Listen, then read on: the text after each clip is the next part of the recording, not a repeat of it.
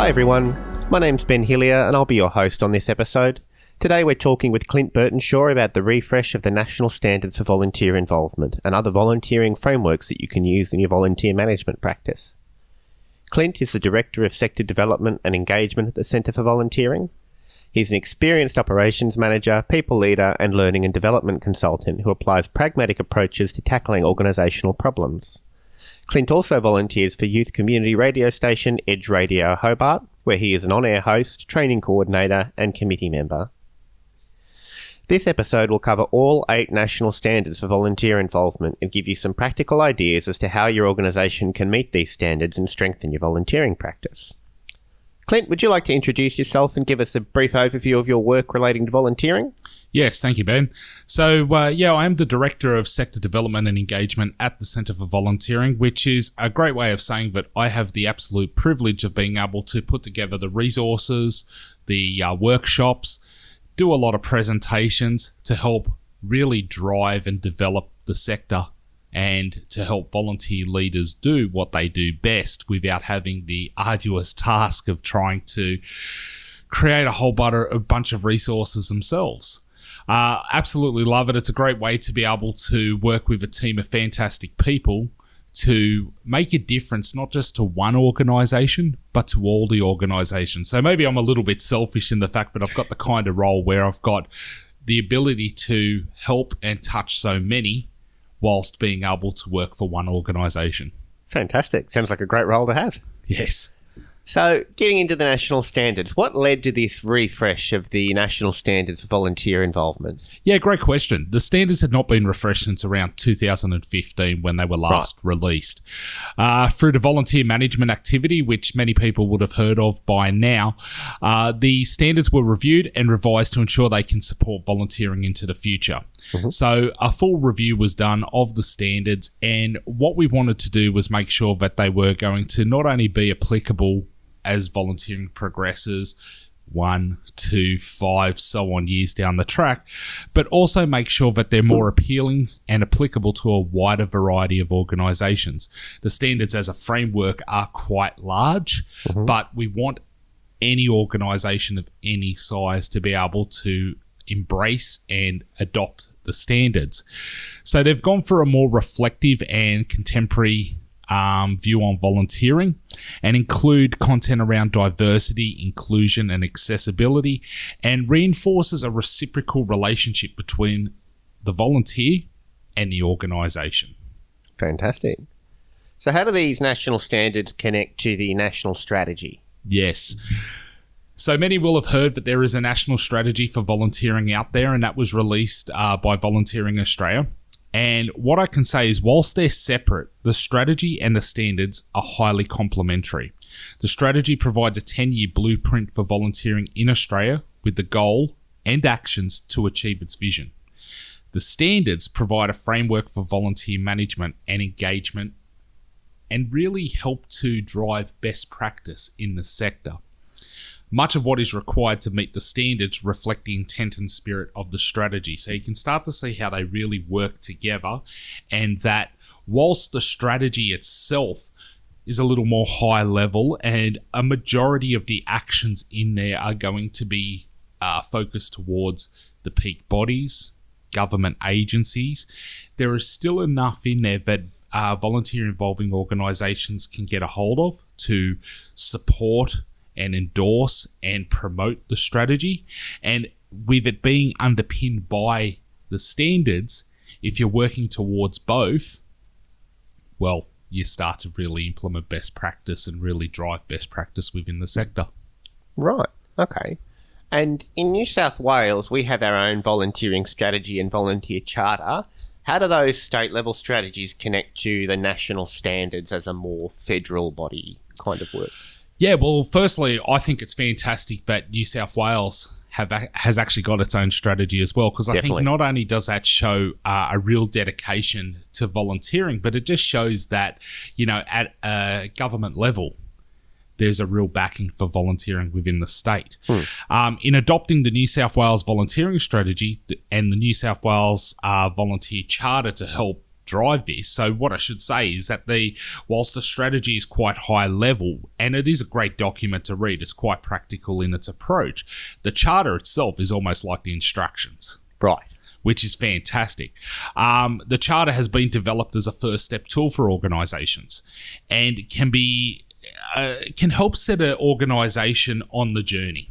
Mm-hmm. So one of the questions I'm quite often asked is, okay, well, we've heard about the national strategy, and we've heard about the New South Wales strategy, and we've heard about its charter, and we've heard about the standards, and how does it all fit together? And I'm sure we'll delve into this a little bit further. But the thing is that for an organisation in New South Wales, one thing I would say is, if you really just want to get a start on it, pick up the charter and take a look, because there's already some great steps in there, some great first steps to get you involved on the journey. The other thing I want to say just up front is, whilst there are so many different documents, and it can be a little bit daunting, just take the time to review them and have a crack at implementing them. I think that's really important here, is don't be put off by the number of different documents. And they're not super dense, difficult to read documents, are they? They're fairly accessible. No, they're quite accessible, and I think the key is to read them in the spirit of encouraging best practice within the sector and driving the sector forward, which... Right. Let's face it, we don't get into a volunteering position, whether it be a leadership position or just a volunteer. You're just a volunteer. Give up your time to volunteer without wanting to enhance volunteering as a whole. Yeah. And so I think what you need to do is take the time to review the various documents, accept the spirit of driving best practice within the sector, and then think, okay, what can I start to do to implement this? And as you start to implement the various standards or the actions that are within the charter, or even just starting to take a look at the actions within the strategies themselves, you're going to start to create a better experience for your volunteers and get more out of your volunteer programs. Fantastic. So let's say volunteer managers looked over all these documents, they've decided they want to go for these national standards. Where should they start if they want to achieve the national standards? Is there a particular way you'd recommend they go about it, apart from just picking up the charter and having a crack? Yeah, well, what I would do is I'd sit there first of all and look holistically at your programs and your organisation. Take a look at the standards and really get to understand what they're asking, and then start to look for gaps, and then put a plan together. The old saying, if you fail to plan, you plan to fail. I think it's really important to put a plan together, and look, it doesn't even have to be that massive. Once you've got a bit of a plan in place, and one of the first activities you should do on that plan is then to start to inform those within your organisation of the changes you wish to make. This is almost like change management 101, just to get people involved on the journey. Get their buy-in, get their encouragement for this. Hear their challenges and see if you can address those challenges. You'll then find that the implementation will become a lot smoother, because you've now got everyone involved and everyone willing to embrace it and have some skin in the game. Seek support where you can. The peak bodies around the nation can help you. In New South Wales, reach out to the Centre for Volunteering. Talk to us. We'd be more than happy to assist you. Take a look at the resources that are available on the national knowledge base, and ensure that, you know, if you are short of a policy or a procedure, or unsure of what the standards are asking you to do or achieve, have a look and see if there's a resource that can help you. I'll give you a handy hint. There probably is. And certainly when it comes to policies and procedures, which no one likes writing policies and procedures, let's face it, it can be a really painful task. We've got a growing library of policies and procedures ready for you to pull down and customize and add all the details for your organisation and whack it on the shelf ready to go. Attend events. Most of the peak bodies will be running regular events around the national standards. For New South Wales, our calendar heavily aligns to the national standards in that each month we focus on one of the standards and provide practical advice on how to implement that standard. We then also run panel discussions with peers from within the sector to hear how they have achieved or potentially are on the way to achieving a particular standard, so that you can hear from other people as to how to best embrace that standard, what challenges you may face, what successes may come by embracing that standard. And overall, just know that you're not alone. It can be daunting. Like anything, it can be daunting. But by utilizing the resources that are available, you can certainly be on your way. We also have tools like the B&G portal, which is a fantastic self-assessment tool where you can start to upload your evidence to see how you're tracking against the standards. And I know we will talk about this a bit later, but that can then lead into accreditation if that's something you're thinking that your organisation would like to embark on. Fantastic. Well, before we do move on to that conversation about accreditation, one of the other things I've heard you talk about is this volunteer involvement life cycle. So yes. What is that, and how does that connect into these standards itself? The volunteer involvement cycle is something that we're releasing this year, 2025, if you happen to be listening to this way down the track. And it came about from conversations that representatives from each of the peak bodies were having around the volunteer management cycle. And the term volunteer management cycle, whilst we had all adopted that term, we noticed that there was a lot of variation between what we were making up the cycle with. And that does not really bode well for simplicity and easy adoption. So what we've decided to do is go, okay, we've refreshed the national standards. How can we create a life cycle that, like the national standards went for a refresh, looks at contemporary volunteering and is uniform across all the states and territories? Right. And so with consultation with volunteer leaders right across the nation and with volunteers across the nation, work has been done and has been somewhat completed for the release of the volunteer involvement cycle. And I say somewhat completed because we're going to be releasing soon videos to help.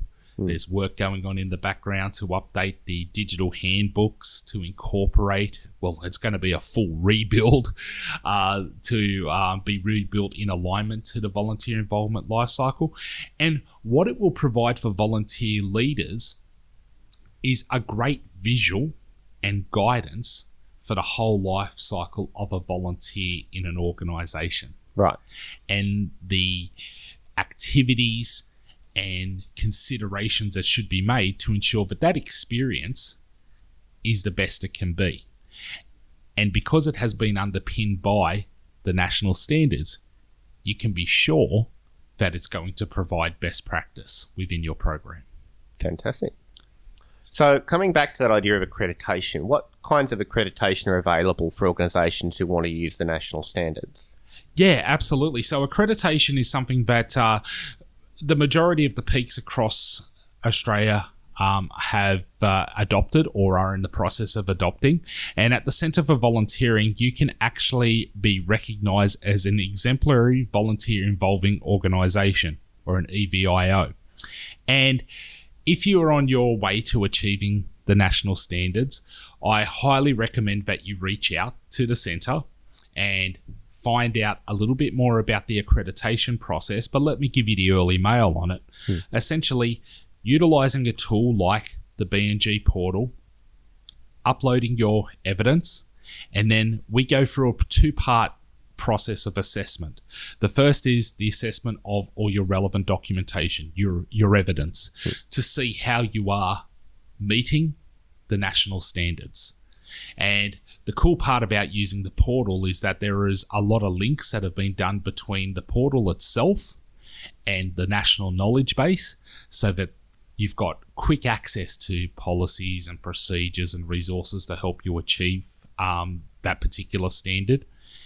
And then once you've done all that, we've also got a review conducted directly with volunteers to make sure that what you're saying and what you're hoping to have achieved is actually true in the eyes of the volunteers. Right. So we don't want to just turn around and go, oh, that's very nice. You've uploaded a lot of fancy materials, to then find out that no, in actual fact, you're not doing any of all that.